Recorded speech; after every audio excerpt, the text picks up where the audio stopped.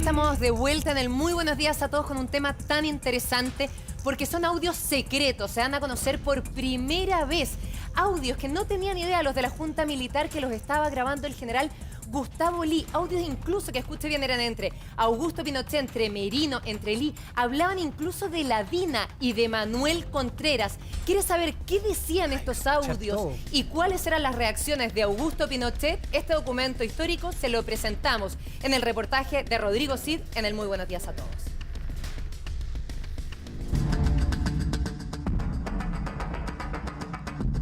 Piso 22 del edificio Diego Portales. Reunión de la Junta Militar de Gobierno. El comandante en jefe de la FACH, Gustavo Lee, toma la palabra.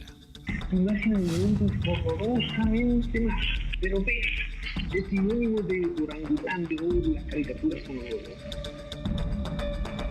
Avanza el otoño del 78 y el ambiente es de máxima tensión.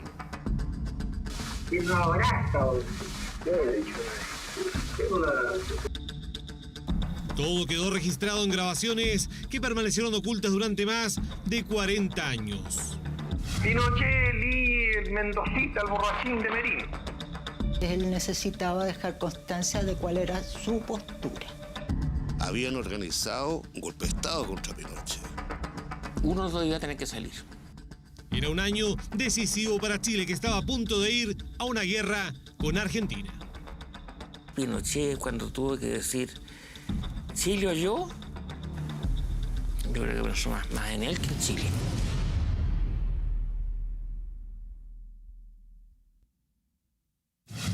La siempre compleja relación entre Augusto Pinochet y Gustavo Lee había entrado en una fase terminal.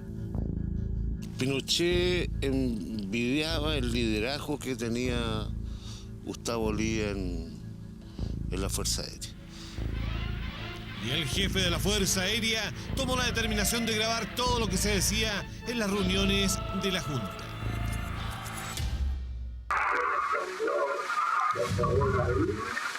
No se ha acabado, Augusto, porque se reemplazó por otro organismo, se reestructuró. La vida no está reestructurado, no la está cuando está fuera de Tú mismo, Augusto, ¿con qué carta llegarías a los Estados Unidos con la ley de Estado de Sitio renovada? Si no, Augusto, si no se trata de eso, si es la cara de Chile. Yo, mi conciencia me dice que no podemos seguir así, con este gobierno de fuerza violenta, de terror, de Estado de Sitio virulento. ¿Por qué, Augusto, si tú puedes gobernar con tranquilidad? Terminaba el año 77 y el debate giraba en torno al eventual levantamiento del estado de sitio, vigente en el país desde el 11 de septiembre del 73. Pero Augusto, si afuera el toque de queda y el estado de sitio es el principal enemigo que tienes en el mundo externo. Y el hecho de que se lleven los detenidos a Tres Álamos y a Cuatro Álamos, qué sé yo, es la peor imagen afuera. Hay que apretar más. ¿Revienta qué pasa? Pero sí que revienta qué pasa, Pablo. Ya, por la cuestión de que no vayamos eso. Es que el apretón grande ya lo dimos, Augusto. Ahora tenemos que saber explotar el éxito, pero no cerrarnos las puertas y ir a una segunda guerra. Lee no era tan partidario de la dictadura, por decirlo así. Mientras que Pinochet era aquí soy yo y Chile, pues. Primero vengo yo y después viene Chile, como en el cuarto lugar.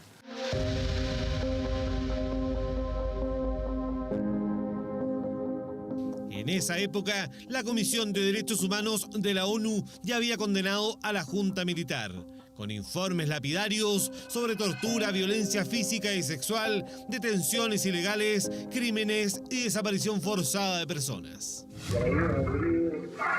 A mucha gente en la última semana. Como que se sintieron ya, no hay estado de sitio, no hay DINA, no hay toque queda, y entonces como que se sienten desplazados. podemos vivir sin Estados Unidos, ¿no? Una vez, yo vi una medida, y después la película de la contratar, no está más tarde, contra más. Es decir, demostramos, Augusto, nuestra buena intención. La gente esta vez, igual, simplemente para levantar el hecho de que ya no va a hacer verdad. Se te olvida que hay una zona de estado de emergencia, parece. La gente no entiende, la gente no entiende, así como tiene, la verdad es que el Estado dice, sí peligro, ahora Eso quiere decir que estamos sonados, entonces, pues. Quiere decir que estamos viviendo sentados arriba de un volcán. Nunca hemos sabido de este permanente acto de agresiones. cuando viene para acá y son así, Por primera vez aparece la figura del entonces temido jefe de la DINA en un registro de audio de la Junta Militar.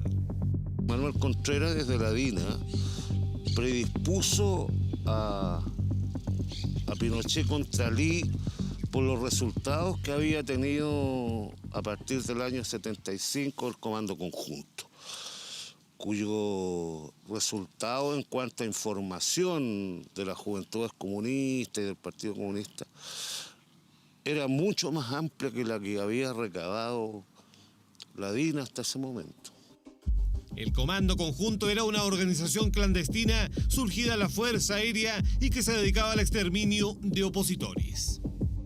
Es en la Fuerza Aérea también donde la represión de los aparatos de inteligencia y pro-golpistas de la Fuerza Aérea son más duros con su propia gente, ¿no?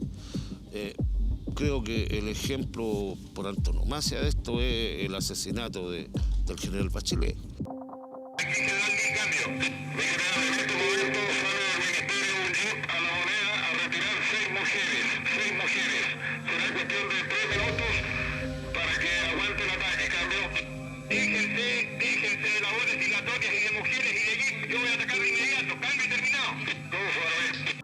Mire, él fue muy duro en un comienzo, ¿eh?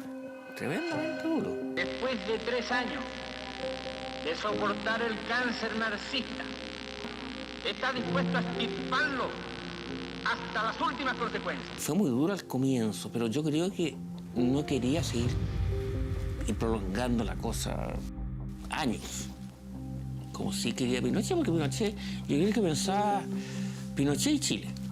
En este momento Chile es sinónimo de violación. Entonces tenemos que hacer algo. Si la cosa no es tan fácil a futuro, si con la energía y con las bayonetas y con los tanques no vamos a atacar a nadie, llega un momento que nos apretan el comote.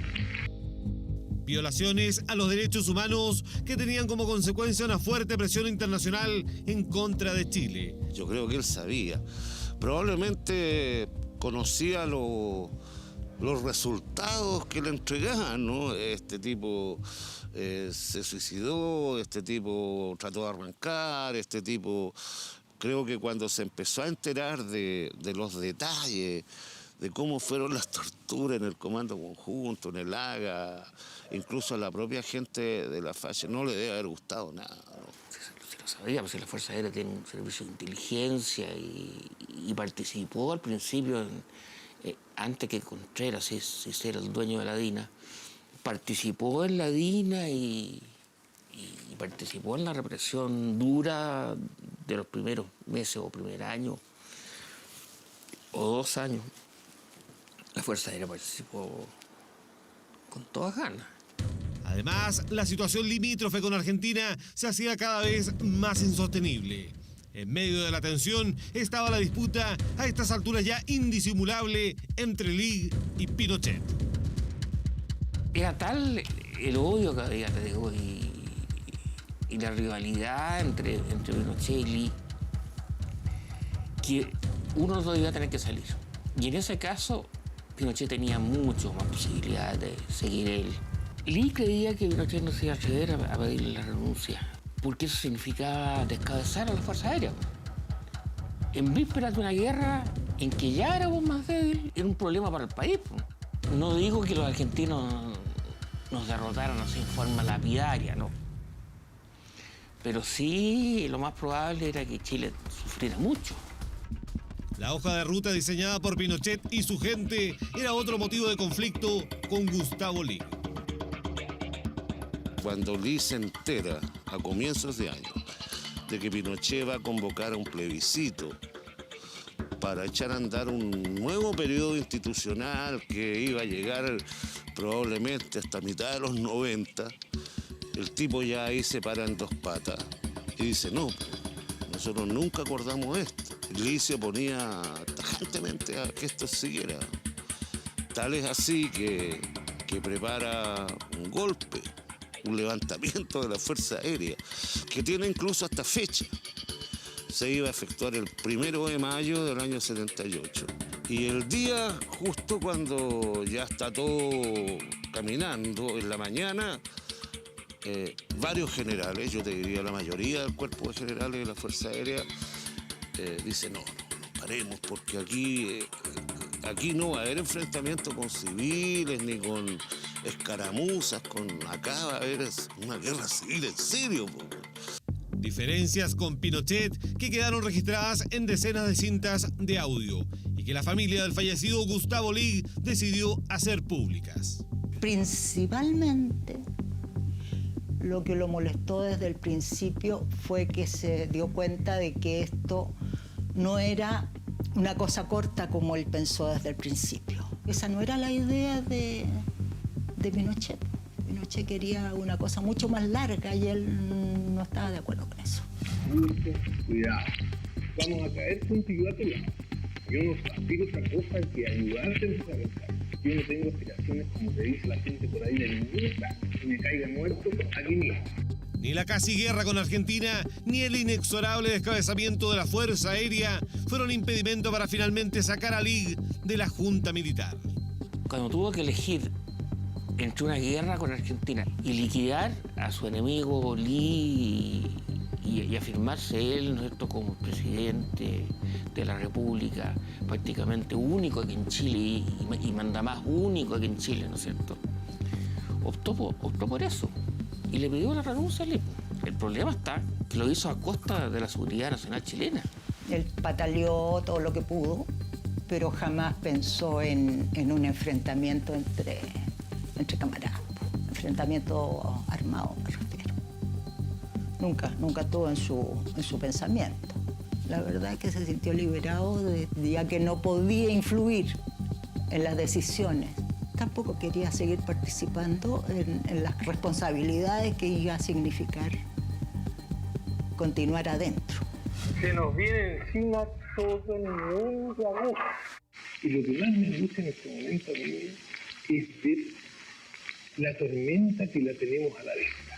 Mientras mejor conozcamos esas historias, con la mayor cantidad de detalle, nos va a permitir a nosotros y a las generaciones que vienen reconocer los indicios de que algo similar puede estar ocurriendo en algún momento. De afuera, gusto, nos van a cortar el oxígeno, el gas, la comida. O nos vamos al tacho. Todo se va al país al tacho. Audios secretos del general Gustavo Lee. Material inédito que sirve para reconstruir la historia ya no tan oculta de la dictadura.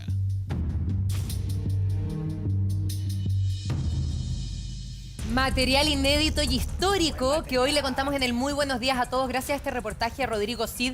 Audios que no se conocían tras 40 años. De verdad que es un material, me imagino que Cristóbal, tú estás muy emocionado al verlo, ya vamos a analizarlos cada uno. Pero me gustaría partir por quién era este general Gustavo Lee, que no solamente se atrevía por las conversaciones que veíamos a contradecir a Pinochet, sino que también a grabar las conversaciones con las consecuencias que eso podía tener.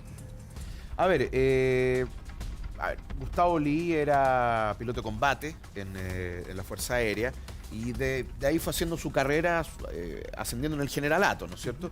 Para la década de los 70, fundamentalmente para 1973, ya se había convertido hacía poco, durante el gobierno del presidente Allende, en comandante en jefe de la Fuerza Aérea. Y al poco tiempo, digámoslo, él junto con el almirante Merino son de los arquitectos del golpe de Estado del 11 de septiembre, ¿no es cierto?, de 1973. Lee tuvo una carrera destacada al interior de la Fuerza Aérea, eso es indudable. Llegó al generalato, llegó a ser comandante en jefe del ejército, de la Fuerza Aérea también precisamente por sus dotes y capacidades, ¿no es cierto?, como como general. Pero también, bueno, esto es lo que le pasó a Allende en su momento, ¿no es cierto?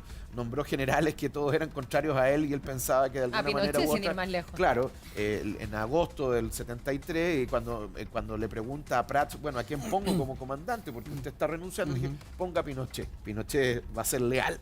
Bueno, eso ya es otra discusión. Pero el tema es que efectivamente Lee asume como comandante en jefe y al poco tiempo lo tenemos, ¿cómo se llama?, participando el golpe de Estado, donde Pinochet se sube al último, ¿no es cierto? De hecho, está esa famosa historia de que estaban celebrando el cumpleaños de una de las hijas de Pinochet, si no me equivoco, debe haber sido el 9 de septiembre, 8 o 9 de septiembre, en la casa ahí del presidente Errázuriz, que era la casa de los comandantes en jefe. Ya no, pero ahí era. Y la cosa es que viene el almirante Carvajal, si no me falla, el almirante Huidobro, perdón, con Lee a la casa, ¿ya? Y le traen un documento que viene firmado, de hecho, por el almirante Merino, que no era el comandante en jefe de la Armada en ese momento, y le dice, va a la operación conforme José Toribio Merino, la firma. Entonces Lee le dice, mira, yo también firmé, ¿ya? ¿Por qué no firmas tú? No, es que aquí Lee dice que hubo 24 volteretes Pinochet y que estaba buscando un timbre, etcétera, hasta que al final le dice, Augusto, ¿firmas o no firmas? Porque esta cuestión se hace contigo o sin ti, por decirlo así. Claro. Contigo o sin ti, ¿ya? Y Pinochet termina firmando. Ese documento, hay fotos, lamentablemente no existe el documento físico hoy día, pero hay fotos del mismo documento. Y de ahí entonces ya ahí tenemos el golpe en marcha 3 días después. Qué increíble que ser del más reticente termine siendo el líder. Claro, pero hubo siempre como desconfianza de Díaz hacia Pinochet y el resto. ¿Por qué comenzar a grabar absolutamente todo, profe?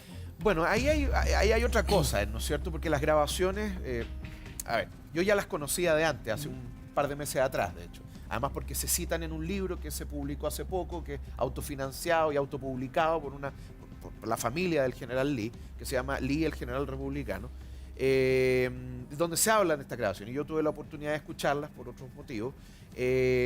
La datación de las grabaciones sería más o menos del año 78.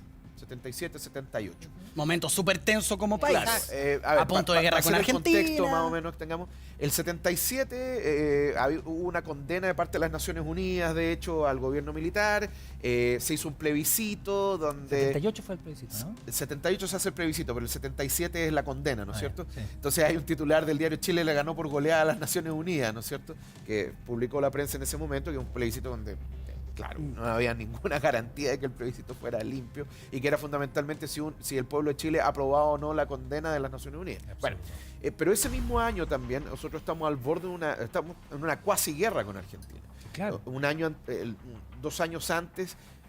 antes los argentinos habían declarado insanablemente nulo, ese es el término que se utilizó en derecho internacional, de el laudo arbitral por el canal Beagle, ¿no es cierto? Y los argentinos estaban obsesionado, digámoslo, con obtener 3 islas que estaban a la salida del canal Beagle, que era Picton, Nueva y Lennox, ¿no es cierto? Entonces, como declararon nulo el arbitraje, entonces hubo que ir a negociar directamente. Y ahí está el canciller Hernán Cubillos, ¿no es cierto?, que toma la delantera, digámoslo, pero él mismo criticaba al general Lee por ser un obstáculo a la política diplomática, porque aparentemente Lee... ¿Qué hacía él? Hay un reportaje... ¿Qué hacía para ser obstáculo? Hay un reportaje informe especial se llama El año en que vivimos en peligro, me acuerdo, que muy bueno, con Santiago Pavlovich, y que Hernán Cubillos decía que cada vez que iba él a hablar con la Junta, Lee se hacía así como el dormido, etcétera, que uno ponía atención y decía que estas eran puras palabrerías de diplomáticos, que lo que había que hacer era ir a negociar directamente, ¿ya? Y Cubillos le dice, esto no tiene ningún sentido, general. Los argentinos quieren ir a la guerra, por eso tenemos que tratar de encontrar un tercero neutral. Al final, el general Pinochet lo que hace es ir a negociar directamente con Videla. Ya hay un famoso encuentro en Bariloche. Sí, claro. Pero hay una cuestión muy notable. El almirante Macera, que era el comandante en jefe de la Armada Argentina, le dice a Cubillo, canciller, ¿sabe qué es lo que usted no entiende? Argentina necesita una guerra. Necesita una guerra para unificar. Bueno, Lee consideraba que ellos tenían el poderío suficiente precisamente para enfrentarse a los argentinos. ¿Pero Lee quería atacar o Lee quería negociar? Mira, a ver, esto es una convicción a la que yo he llegado después de estudiar al personaje. Y yo creo que efectivamente Lee tenía la intención y creía que la Fuerza Aérea chilena podía enfrentar a la Fuerza Aérea argentina. Pero aquí nos estamos... ¿Pero podía o quería? Yo creo que podía y quería, a pesar de que la Fuerza Aérea argentina era considerablemente superior a la chilena. los argentinos tenían aviones que eran relativamente más nuevos que los chilenos. Nosotros teníamos los F-5, que eran aviones que eran buenos, el caza del Entonces, tercer no. mundo, pero la mayor Hawker Hunter. claro, los Hawker Hunter son aviones subsónicos viejos. ¿Cristóbal? Los A-37. No estaba de acuerdo entonces con lo que estaba. No, yo creo que sí estaba de con el acuerdo. llegar a acuerdo directamente. Claro. O sea, no, yo pues creo no que esto estaba es una de acuerdo. maniobra dilatoria en todo caso. Pero aquí ya nos estamos saliendo del tema, Sí, ¿no? Cristóbal, yo a eso quería como encauzarlo, porque este contexto histórico también nos ayuda a decir, bueno, el general Lee estaba viendo este conflicto como un súper buen momento para decir, bueno, aquí puedo increpar a Pinochet porque no me va a sacar de ninguna manera si estamos a punto de estar en guerra con Argentina, ¿no? Es que además también hay otro tema. A esta altura habían otras tensiones al interior de la Junta que tenían que ver fundamentalmente con el aparato de inteligencia. ¿Ya? Ustedes lo habían mencionado antes, que dentro de estas grabaciones muy notables está también la presencia, o sale, perdón, a colación Manuel Contreras. ¿ya? Sí. Efectivamente, hay una de las grabaciones donde Lee le dice, oiga, ¿sabe qué? Todo el mundo sabe lo que hace la DINA. Y sigue existiendo. Y Pinochet le dice, no, la DINA ya no existe. Entonces Sí, Lee pero le, con otro le nombre. retruca, es que ahora se reestructuró nomás, y esa es la CNI, la Central Nacional de Inteligencia. Pero Cristóbal, ¿por qué empieza a grabar? Tú estabas diciendo que Por empezaba eso, a grabar. mira, lo que pasa es lo siguiente. Piensa tú. Primero tenemos el tema del asesinato de Carlos Prats, el intento de asesinato de Leonardo Leighton en Roma, en Buenos Aires, perdón. Y finalmente el asesinato de Orlando Letelier en Washington, lo que implicó sanciones de parte de los Estados Unidos, porque los norteamericanos podrían haber apoyado al régimen, Sí. pero una cosa es eso y la otra cosa es que tú le plantes una bomba en Washington, en la Exacto. capital de Estados Unidos, y hagas volar a Orlando Letelier, pero además mataste a una ciudadana norteamericana que era Ronnie secretaria, Moffett. Ronnie Moffett. Entonces ahí viene la Otro enmienda idioma, Kennedy, que es claro. un embargo de armas, que era muy complejo precisamente en la situación del 78, en la cuasi guerra con Argentina. Entonces llega un momento en el que Lee considera que, de acuerdo a lo que dice este libro, el general republicano, que ya el asunto no se puede confiar en el mando de la Junta y por lo tanto es necesario empezar a grabar las conversaciones para la posteridad, pero también quizá para dejar en tela de juicio el liderazgo de Pinochet. Porque todas estas cosas habían pasado como a escondidas de la Junta, era como Manuel Contreras con Pinochet. Eso es lo que insinúa. Eso es una discusión bien notable porque, a ver, aquí ya tenemos que hablar desde el punto de vista jurídico, ¿no es cierto? En todos los casos que han habido de derechos humanos, ¿no es cierto? Violaciones a los derechos humanos que han salido en los últimos 20, 30 años, ya perdí la cuenta, desde la década de los 90 hasta ahora, siempre se hablaba de que no, es que aquí no sabíamos, cumplíamos órdenes, etcétera, o en su defecto, estaba hablando de los mandos bajos, o en el caso mismo Manuel Contreras, él decía que él, ¿cómo se llama? Que él no tenía nada que ver con Aquí esto, queda etcétera. claro que no es así, porque en un audio Lee lo revela, insinúa, ¿no es cierto? Contreras nos viene aquí... Hace reportes al Ministerio del Interior. Exacto. Claro. Entonces, claro, y si hace reporte al Ministerio del Interior, eso significa que quien es ministro del Interior sabe de esto y reporta inmediatamente al presidente de No, la pero ahí República. Cristóbal se deja entrever, ahí es Pinochet quien dice, Manuel Contreras hace los reportes al Ministerio del Interior. Y uno subentiende como, y si hace los reportes no está pasando nada. Pues Claro. como que se No, desentiende, pero el como tema- si ellos no pero supieran cuidado, nada. porque es truculento el tema, porque te dice, reporta al Ministerio del Interior, pero el Ministerio del Interior es el encargado de la seguridad nacional, ¿y ante quién reporta el Ministerio del Interior? Ante el Ante el presidente de la República. Espérate, Que es te Pinochet. Ahora, lo que pasa es que, está, Iván? bien como están ustedes, porque además Contreras siempre sostuvo las veces que dio entrevistas que él le reportaba directamente a Pinochet todos los días. Sí. Y eso contradice esta versión. Pero también claro. hay un tema con lavar imagen, perdona que lo ponga así, porque Gustavo Lee Guzmán estaba al tanto, ellos tenían el comando conjunto. O sea, por un lado estaba la DINA, pero por otro lado estaba el comando conjunta, que hizo tantas barbaridades como la DINA. O sea, el comando conjunta también mató, también secuestró, también torturó. Entonces decir que nosotros estamos quedando, porque varios dicen, quedas como le dice Augusto, quedas como el gorila, le dice así, ¿no? El orangután. Como el orangután, quedas como el más malo del mundo. Pero oye, la Fuerza Aérea, o sea, no digamos que no trató bien a la gente, si también torturó, asesinó, hizo desaparecer gente. Entonces, también yo creo que en este tipo de grabaciones lo que quiere es dejar para la posteridad que era un hombre más republicano. De hecho, el nombre del libro, El General Republicano, es una basura. O sea, ¿quién es republicano y hace un golpe de Estado? Dejémonos cosas. Ahora, ustedes tienen razón en algo. Cuando hicieron el contrapunto de la nota, que fue muy bueno, porque, claro, ahí ustedes mezclaron cosas. Por un lado están los audios que estamos conversando, ¿no es cierto? Pero también estaban los audios de este libro que escribió la difunta Patricia Verdugo, ¿no es cierto? Ay, se me olvidó O el sea, nombre. pasa del Puma. Pero se me olvidó. No. Es el libro donde están estas grabaciones.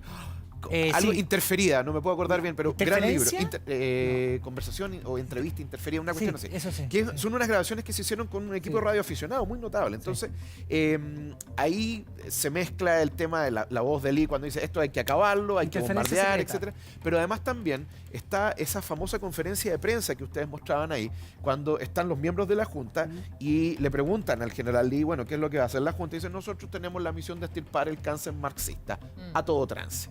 ¿Ya? Entonces por eso siempre se ha dicho que el general Lee quizá era de los más, no sé si Duros el en más un duro, pero comienzo. por lo menos el más sincero respecto a lo que Pero la Junta te Hay quería otro hacer. audio ahí que también revela un poco su personalidad, que es como lo que apunta Daniel es no dejarlo como una blanca paloma tampoco, Claro, sí, sí. que en el inicio del golpe le están informando al general Lee que están protegiendo a las mujeres, un grupo de 6 mujeres que tenían que salir de la moneda. ¿Qué le importa, básicamente? Sí, eso es del libro de Quería Patricia atacar Verdugo. igual. Eso es del libro de Patricia Cristóbal, Verdugo. Ahí habla de su personalidad. ¿Cómo te, Interferencia secreta se Eso, llama. interferencia ¿Cómo te secreta. atreves a grabar siendo todas las cosas que se estaban viviendo? Porque obviamente, como Es muy dice arriesgado. Daniel, si yo sé que estoy grabando, yo digo lo que yo quiero y el Claro. resto no sabe. Pero ¿cómo te atreves? ¿A protegerte, si te o no? pillan? No sé, obviamente que él quería dejarlo para después, pero Hay que ser valiente, dices tú. hay que ser valiente. te pillan con la Si grabadora. te pillan Y con, yo no dudo obvio. que el general Lee los fue. Además, a esta altura, para la década, a finales de la década de los 70, 78, Porque al final está ahí- ya no tenía mucho que perder. Pues, Y estáis jugando chueco. po. pero, Marcela, no olvides tú que al poco tiempo de estas grabaciones, Lee sale volando de la Junta porque lo echan los otros miembros. Y que además el Descabe- principio de la Junta desca- era la rotación. Pero- Eso era el principio original de la Junta, Pero no- era no se rotación y cumplía. no se cumplía. Claro. Entonces lo podría haber sospechado que lo Decía, iban no, a... Yo creo Ahora que lo mira. sospechaba. A ver, Lee era una persona bastante inteligente, era una persona bastante astuta y tenía dotes políticas indudables. Entonces Claro. yo creo que aquí las grabaciones tenían que ver fundamentalmente con que sabía que era ya estaba. Pero por ahí Ya estaba que le terminado quería su- preguntar, Ya estaba la profe. última. Claro. Sí, Mm. ¿por qué comienza a grabar? Esto es un material histórico, lo hace Rodrigo Cid, el periodista Sí. de 24 horas. Él comienza a grabar porque se da cuenta de que la Junta iba a desaparecer. Tenía el ¿Alguien le miedo. recomienda grabar o era una especie como de seguro de vida? Pausa y el profe nos contesta. Acerca de estas grabaciones inéditas, documentos históricos, Cristóbal, y te preguntábamos porque llama la atención que Gustavo Lee se atreviera en el contexto histórico de esa época y con quienes se enfrentaba en la Junta Militar a grabar las conversaciones que ellos tenían, donde incluso contradecía a Pinochet. ¿Qué hubiera pasado si lo descubren, por ejemplo? A ver, primero Lee nunca tuvo temor en contradecir a Pinochet. De hecho, eso está claro y ocurría en forma privada y en forma pública. Así es que eso habla del personaje también, el nivel Era de valiente. valentía que tenía. En segundo lugar, bueno, Nacho lo decía en algún momento. ¿Por qué? ¿No es cierto? Es una forma de, una especie de como de seguro. Es porque quería dejar un dato para la posteridad. Yo creo que es O si le hacían algo, mire, Claro, por esto yo fue. creo que las tres hipótesis son correctas. Ya. ¿Ya? Efectivamente, para el 78 yo creo que, y como decía la Marcela en un momento también, Lee ya sabía que está listo. Pedido, como decía. Pedido, ¿no es Ya. cierto? Es que eso en es el súper gobierno. importante, pues si tú sabes que estás pedido, te vas dejando en claro que tú no estabas de acuerdo con lo que estaba pasando y con lo que iba a seguir Bueno, pasando. ese es un quiebre muy fuerte, ¿ah? Porque para el año, mira, hasta el año 81, ¿ya? En Chile existía la convicción de que primero el gobierno militar estaba aquí para quedarse y quizá cuánto tiempo más. En segundo lugar, que Chile era una taza de leche y que estas cuestiones, así como los detenidos desaparecidos, etcétera, era una especie como cosa media difuminada. Nebuloso era. nebulosa. Pero ¿qué pasó? A partir del año 82, con la crisis económica galopante que tiene Chile, todo este tipo de cuestiones ahora se vuelven... La gente no tiene miedo de salir a la calle a protestar. Primero por el tema económico y luego por las violaciones flagrantes a los derechos humanos que venían ocurriendo desde 1973. Entonces, El 83 parten más o menos las protestas. las protestas, la primera del 83, el claro. 83, No, pero en la esa crisis época. violenta es Sí, parte del sí. 82. Entonces, primero se da este quiebre muy fuerte el año 78 cuando Lee sale y de todas maneras la prensa publica el por qué Lee deja el gobierno. ¿Ya? Primero se dijo que era no, por algunos desacuerdos, etcétera, pero no hubo posibilidad de contener la noticia. En segundo lugar, tenemos un aparato de inteligencia que funcionaba al servicio del gobierno de la época, que el mismo Lee pensaba, aquí está lo que pensaba Nacho del seguro, ¿no es cierto? de que, bueno, si a Lee le hacen algo, bueno, por lo menos que hay una especie como de venganza, ¿no es cierto?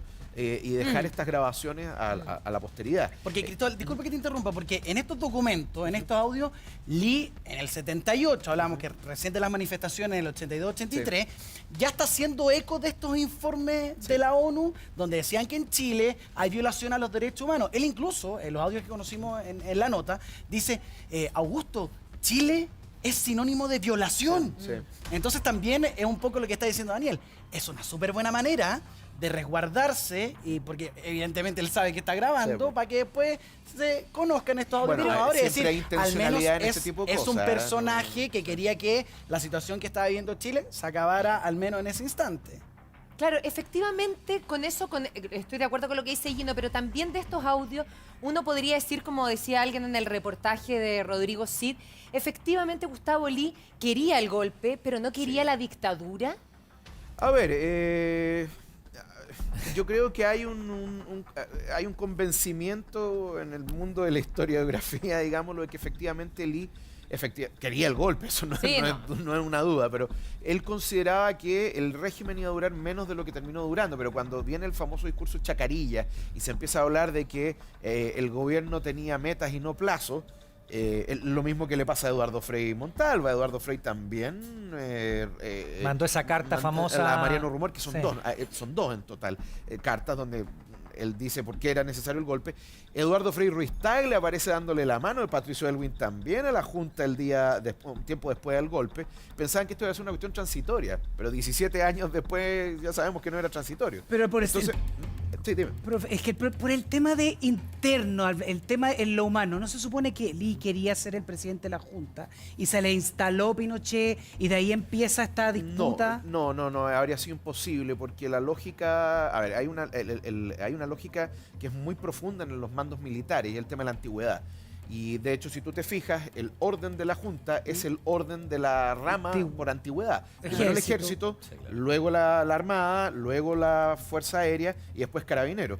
Curiosamente, Carabineros se crea antes que la Fuerza Aérea. El Carabineros se crea el 27, la Fuerza Aérea el 31, pero la Fuerza Aérea es parte de las Fuerzas Armadas. Carabineros no era parte de las Fuerzas Armadas, por eso son Fuerzas Armadas y de orden. Entonces, ¿tú descartas algo de celos, de envidia? No lo creo. Yo creo que Lee nunca tuvo la ambición de convertirse pero sí sabía que había como una onda de que la gente creía de que él tenía ambiciones. De hecho, vuelvo de nuevo a los audios. Además porque es un hombre de carácter fuerte que era capaz de enfrentarse a los otros miembros de la Junta. Es que algo súper interesante en los mismos audios, porque Lee le dice a Pinochet, yo no tengo ninguna pretensión, no tengo ambición, como la gente te dice.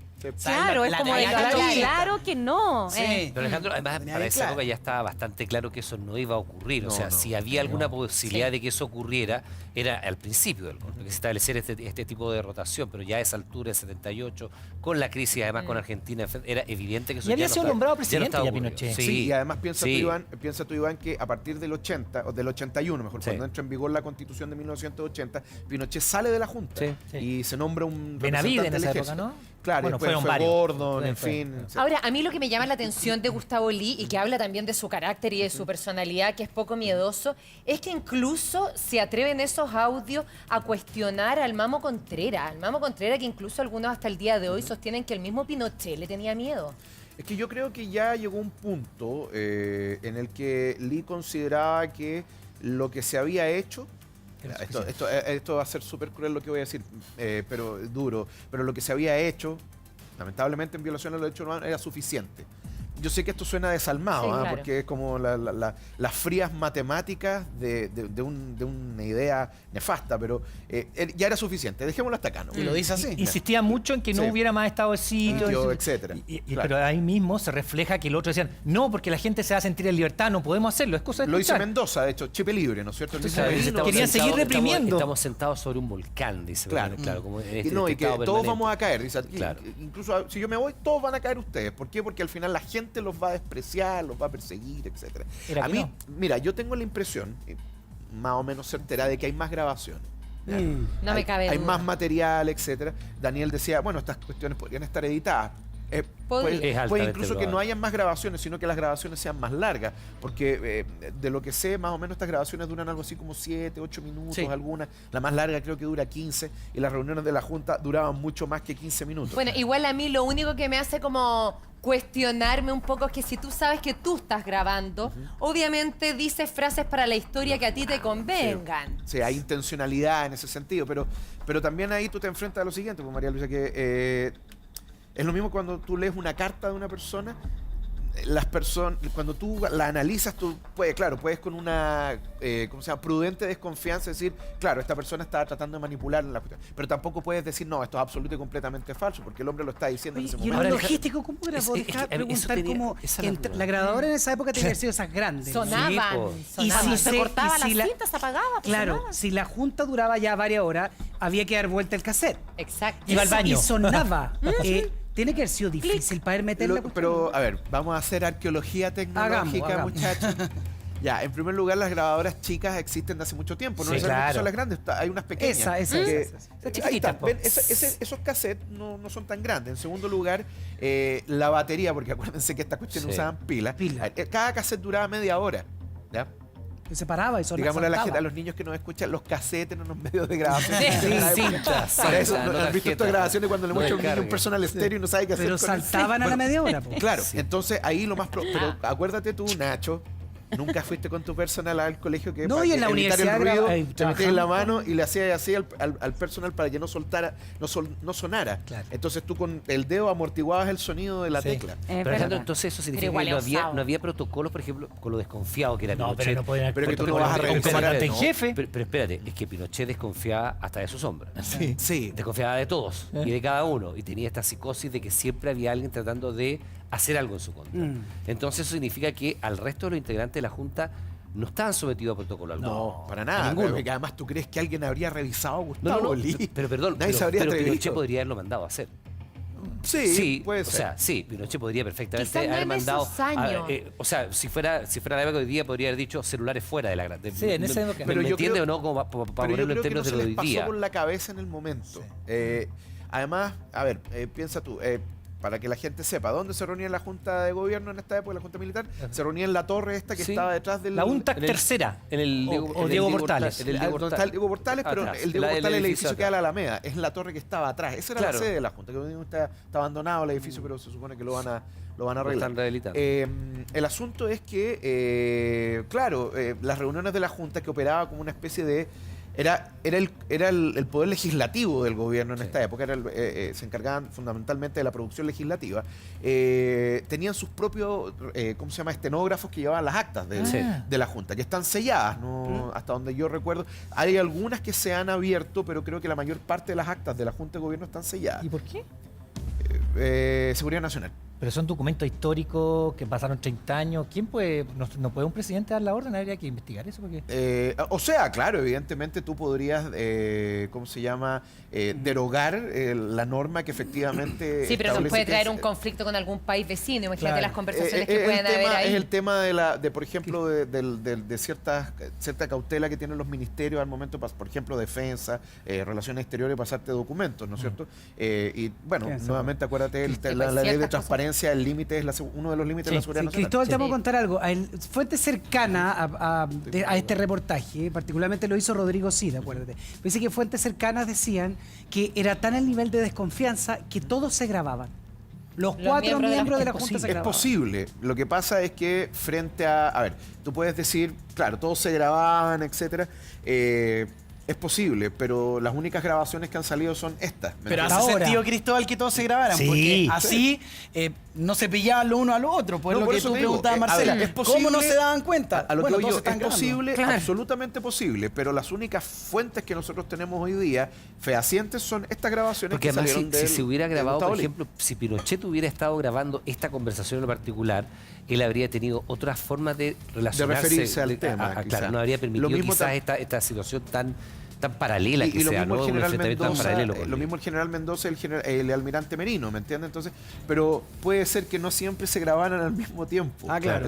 Eso es posible, pero nuevamente eso está en el ámbito de la especulación. Pero ¿sabes qué? Sí, o sea, Me parece muy probable, pero también sería raro que no las conociéramos. Porque obvio que todos los que se grabaron dejaron como lo que a ellos les convenía que saliera. Entonces Claro. ya deberían haberse difundido. O sea, ¿no? puede ser que a raíz de esto invitemos a la familia del almirante Merino, al general Mendoza, y que den a conocer esas grabaciones al día de hoy, pues si te dan un documento histórico. Igual, para haberse grabado todos, a mí me llama la atención como lo bruto en algunos momentos del lenguaje. O sea, claro. No eran Lo personas del que borrachito y eso. cuidaban lo que estaban diciendo Porque si nadie sabían los que estaba podían estar grabando. siendo grabados. Además, acuérdate, por ejemplo, cuando tú ves la reducción de las actas, ¿no es cierto?, a formato escrito, evidentemente es un lenguaje mucho más solemne, ¿no? Entonces nadie le decir, Augusto, te ven como un orangután y no va a quedar Exacto. eso establecido en el acta. Lo mismo pasa con las actas Pero además yo lo parlamentarias, encuentro etcétera, pero- siniestro grabarse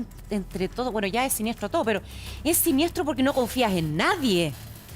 Así aquí es como mira, nadie déjame sabe darte- para quién trabaja el día de déjame darte un mañana. ejemplo. No cree, mira Pero- Vladimiro Montesino. No, hablando claro, de la o por historia. ejemplo, tremendo. el caso Nixon, Watergate, Claro. Nixon, aunque no fue Nixon el que se grabó, esto venía de la época de Kennedy, y Kennedy pone grabadoras Sí. en la oficina Sí, oval, no sé y bien siguió cómo. Johnson y siguió Nixon. Te doy la mano por delante, pero por detrás te clavo el Buen puñal. recuerdo. Pues si no estamos grabando todo Mira, entre todos, acá nadie confía te en nadie. voy a contar una historia. Esto ya estamos saliendo del ámbito de lo legal, etcétera.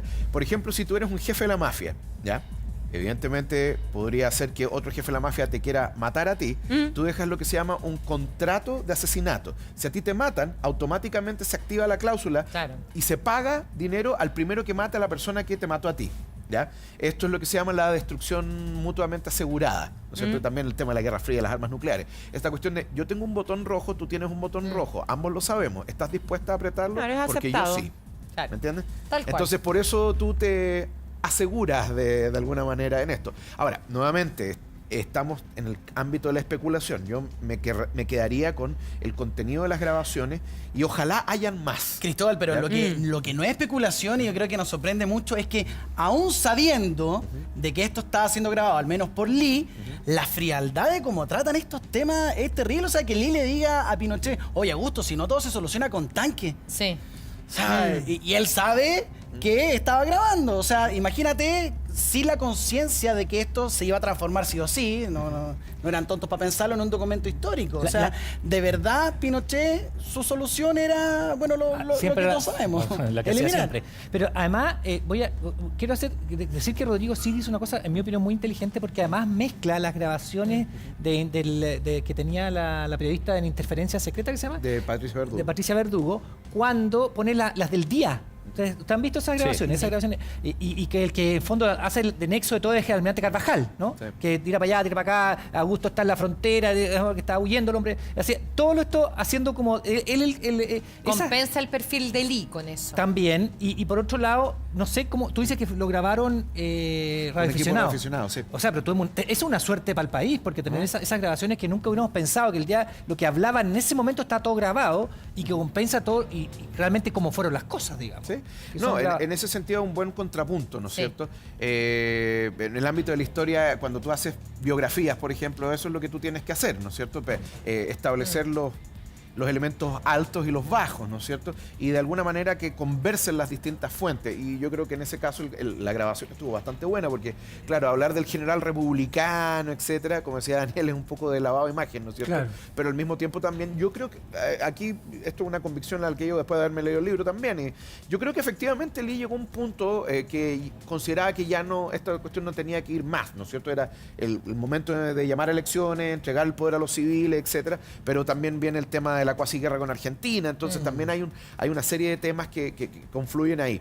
Pero indudablemente el general Lee fue quizá de los más duros durante y después del golpe de Estado del 11 de Ahora, septiembre de Cristóbal, 1973. ¿Cuál es el momento que se produce el quiebre o cuál es la razón por la cual se empieza a producir este quiebre con Pinochet? bueno, Porque la verdad es que Lee podría haber tenido, o sea, Pinochet podría haber tenido quiebres con Merino antes, por ejemplo. Porque se sabe que Merino está más o menos establecido que es uno de los motores del golpe, es Merino. No Pinochet, ¿no? Es uno de los que primero está en la articulación del golpe. A ver, Y por eso es interesante saber cuáles son los factores que empiezan a gatillar este quiebre que se hace tan evidente en estas grabaciones. mira, yo te diría que a partir del 73 se crea una buena alianza entre Pinochet y Merino, ¿no es cierto? Se respaldan. y de hecho yo le comentaba a Daniel fuera de cámara, estábamos recordando el tema del plebiscito del 88, ¿no? Que claro, ahí aparece el general Matei, lo entrevista, le dice, ¿qué opina usted? No, yo creo que la cosa ya está clara, ¿no? Sí. Entonces está esta cuestión que han contado otras personas que estuvieron ahí en esta reunión de la Junta en La Moneda, y Pinochet decía, no, yo tengo un decreto listo para declarar estado de sitio, etcétera, y todos le quitan el piso, pero Merino también. Ese es el tema. Entonces, ahí fue cuando Pinochet supo que esta cuestión había que reconocerla. Entonces, es un tema. Ahora, lo que pregunta Iván, no sé, prefiero no mandarme un carril, digamos, pero a ver, lo que pasa es que hay varios factores que confluyen acá, ¿ya? Primero, había un antagonismo que venía desde mucho antes del 78 entre Pinochet y Lee, ¿ya? En segundo lugar, estaba la desconfianza de Pinochet, lo mismo lo que sale en las grabaciones, ¿no es cierto? No, yo no tengo ninguna ambición, a diferencia de lo que te dicen, etcétera. En tercer lugar estaba el tema de Argentina, ¿no es cierto? El problema de la cuasi guerra, porque lo que Cubillos dice en esta entrevista de Informe Especial, que es del año 98, por si acaso se la quiere ver, está en YouTube, dice, menos mal que se fue. Menos mal que se fue, porque lamentablemente el general Lee nunca aportó nada para tratar de resolver el problema. Era belicista, quería ir a la guerra, ¿ya?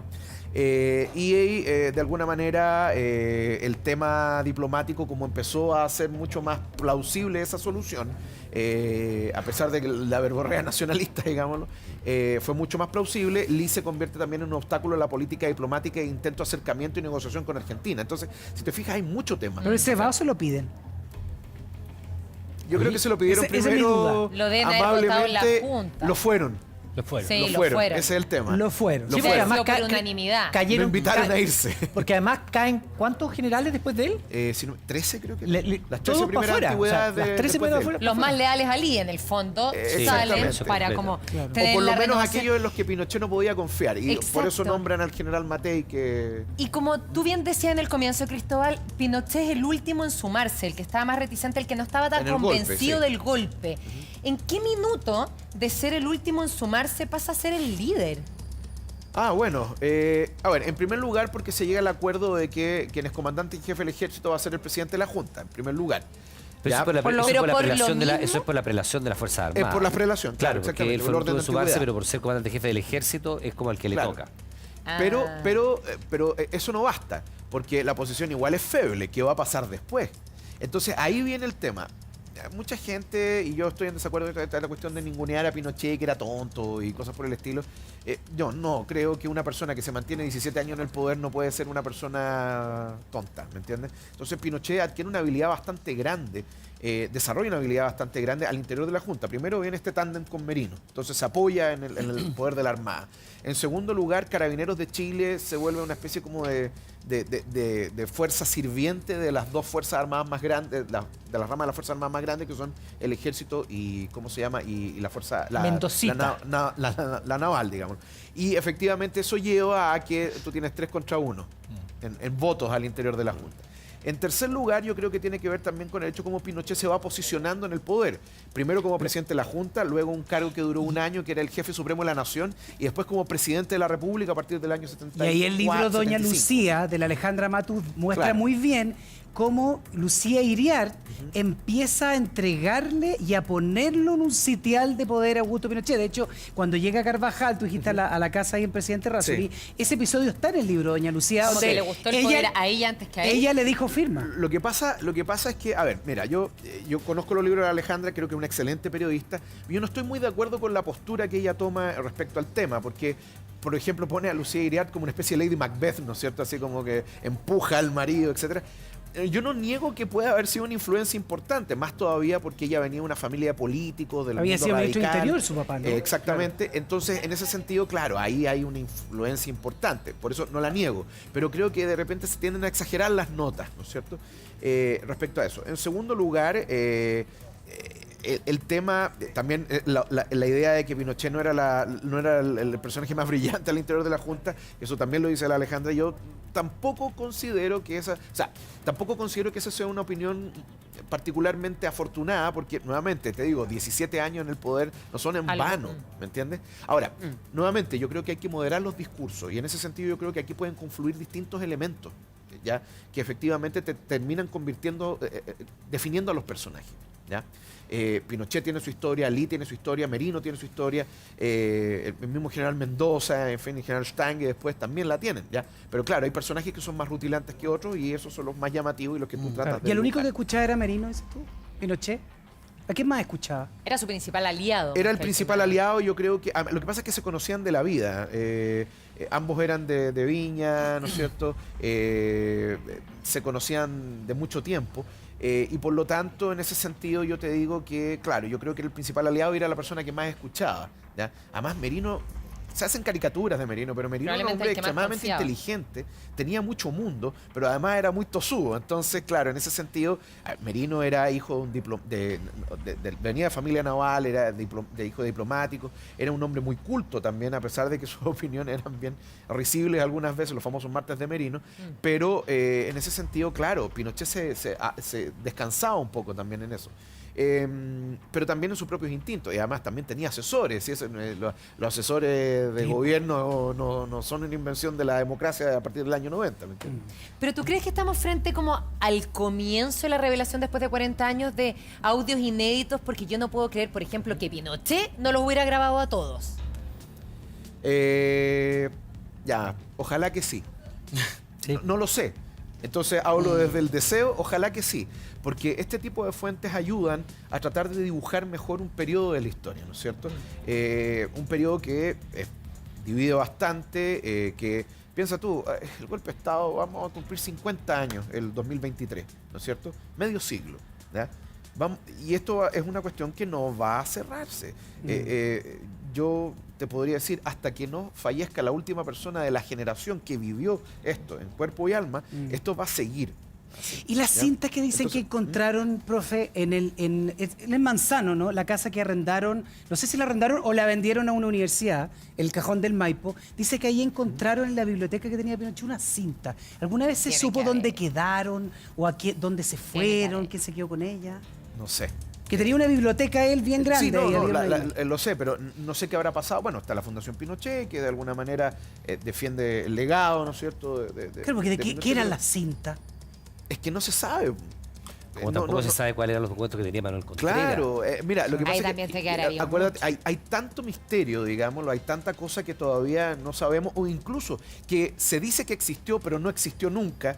Porque piensa tú, es lo que conversábamos con Iván en algún momento, que cuando Manuel Contreras lo van a buscar al fondo que tenían, el viejo Roble, ¿no es cierto? Sí, él aparece con una caja fuerte, o decía que tenía una caja fuerte llena de documentos y que ya verían si lo tomaban preso. Con eso amenazaba. Y él se jactaba de tener antecedentes de todos los políticos. De todos. ¿Ya? Pero te cabe duda, Pero a mí ni fíjate, una. ninguno había salido. Pero mira, déjenme contarles una anécdota Cuenta. que no tiene que ver necesariamente, o sea, tiene que ver con esto, pero no es de la época. Mucho tiempo atrás yo estaba buscando material, porque hay un personaje que a mí me gusta mucho, que es Pedro Aguirre Cerda, ¿ya?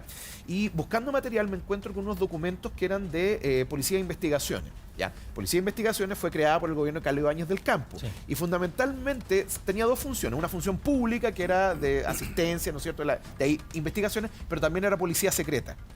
Entonces, ¿qué eran estos documentos? Que lo más probable los tuvo Ibáñez, los tuvo Alessandri, los tuvo Pedro Aguirre Cerda, eran, ¿cómo se llama?, seguimientos de todos los políticos relevantes que existían en Chile. Entonces salía Arturo Alessandri, salió en su auto, patente tanto, en dirección a tal lugar, acompañado por tal y cual persona, se juntó con tal y cual persona. Ya, Elías Laferte, líder del Partido Comunista, salió de tal lugar, estuvo haciendo esto. O sea, lo seguían a todos. Curiosamente, los aparatos del Estado siempre siguen a las personas. Lo que pasa es que nosotros no lo sepamos, eso existe. A mí me pasó una vez. Entonces, ¿Y qué pillaste raro en eso? Perdóname. Me pasó una vez porque yo estaba trabajando con, y lo entiendo, que sea así, porque tienen que ver que yo soy una persona honorable, de hecho, y yo estaba trabajando con platas del gobierno por una cuestión que era un libro que salió muy bonito, etcétera, fantástico, pero... ¿Pero llega el título? No puedo decirlo. Ah, ya. No, que es un libro que salió hace 20 años atrás. No, 15 años atrás. ¿Qué atrás? No, this is... ¿Y te siguieron? 10, 14 años. Me siguieron porque evidentemente tenían que ver que yo era una persona honorable, que estaba con trabajo, con fondos públicos. Entonces me siguieron durante todo un día. La persona que trabajaba en esto me contacta y me dice, fíjese que lo seguimos, etcétera. Esto es para que lo democracia. sepa. ¿Saben por qué era? Yo había terminado recién con mi polola de la época. Entonces me dicen que yo me junté con ella. Entonces se junta con una persona de estas características, etcétera, que después se identifica como tal y cual persona, etcétera. Y en fin. Cristóbal, solo tener claro, esto fue hace 15 años. No, a ver, te digo, esto fue el 2010. Mira, hace 9 años atrás. Pero es impropio, de todas maneras, impropio. 2010, perdón, gobierno de Piñera. No, ¿qué pone a Chile en 2009? Bachelet, claro. 2010, 2000, no, perdón, 2009. Ya, 2009 Bachelet. Pero una práctica estándar, no sé si se seguirá haciendo ¿Pero ahora. cómo van a seguir a todo el mundo que haga alguna cosa como para el Estado? No, pero absolutamente impropio, no tiene por qué. ¿Y qué es lo no honorable, por ejemplo, que habían puesto en esa época? Las cosas honorables van cambiando con el tiempo. Por eso, por lo que leíste tú de la investigación en esa época. No, mira, no eran muchos documentos tampoco, eran estos típicos papeles autocopiativos, ¿no? Sí. Que se ponían en las máquinas de escribir. También había máquinas de escribir en esa época, no había computadores. Y la cuestión es que creo que eran 4 o 5 hojas de distintos reportes que le llegaban al subsecretario del Interior, que daba la casualidad, era el sobrino de Pedro Aguirre Cerda. Yo una vez le pedí por transparencia a la Policía de Investigaciones si tenían más de estos documentos. Me los negaron. Me dijeron que no existían. Que obvio que existían y no te los quisieron ¿Sabes entregar. por qué? Sí, yo creo que sí existen. Recordemos lo que salió del Departamento de Investigación Histórica de la Policía de Investigación hace un tiempo atrás con estos documentos de que se seguían a los nazis. Exacto. Que estaban Aquí en Ñuñoa. y que ahora están en el Archivo Nacional.